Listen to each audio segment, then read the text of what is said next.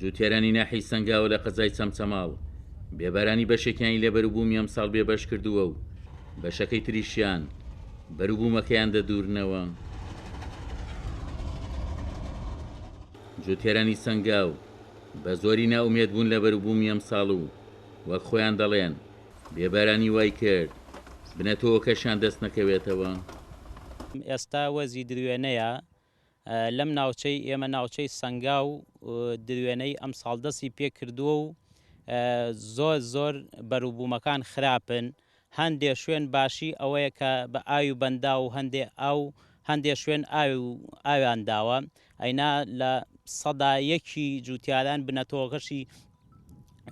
بنەتۆکەشی دەست ناکەوێتەوە. حەق هەیە حکوومەتی هەرێم یان بەدانووسان لەگەڵ حکوومەتی عێراقیە ئالەتی کشتتوکاڵیان بۆ دابینکەن هەر نەبێ بنەتەوەکانیان بۆ بگێڕنەوە بۆی ئەو جوتیار و فەلاحانە زەرمەند نەبن. بەنسبەت هەنێ فەلاحەوە خۆی بیری هەیە ئاوی داوایان بەنداوەمان هەیە لە خواری گوندەکەەوە بە ماتۆر ئاویاندا ئەگەر وەزارەتی کشتتوکاڵیان هۆبەی کشتتوکاڵیەکان یارمەتی فەلاحەکانی ئێمە بدەن تۆزێ لە خەم و ئازارەکانیان کەم دەکەنەوە. جوتیارەکانمان تووشی زەر و زیانێکی زۆر بوونە لە هەندێک شوێن تەنانەت بنەتەوەکانشیان دەست نەکەوتێتەوە.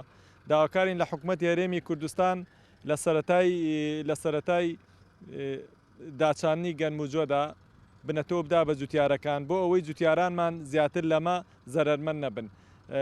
خۆی ئۆتماتیکی سا ئەم ناوچەیە ئێستا کە خۆتانەی بینن و لەیرن هەندێک شوێن بنەتەوەکەشی دەست نەکەوتێتەوە.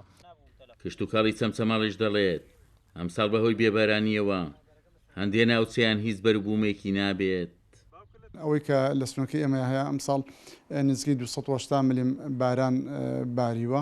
ئەم بڕە ناوچە بۆ ناوچە جیاوازێکی تێدایە. ئەو جیاوازێ وای کردووە بەرهەمەکەش جیاوازی هەبێت. لە هەندێک شوێن ئەتوانین بڵێن بەرهەممان هەیە بەرهەمی باش لە هەندێک شوێن کەمتر و لە هەندێک شوێن هەر هیچ نەبووە.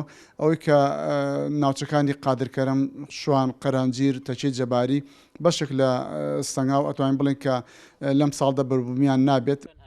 جوتیاران تاکە هیوایان لەسەر حکوومەتی هەرێم هەڵچنیوە کە بیر لە قەرەبووکردنەوەیان بکرێتەوە.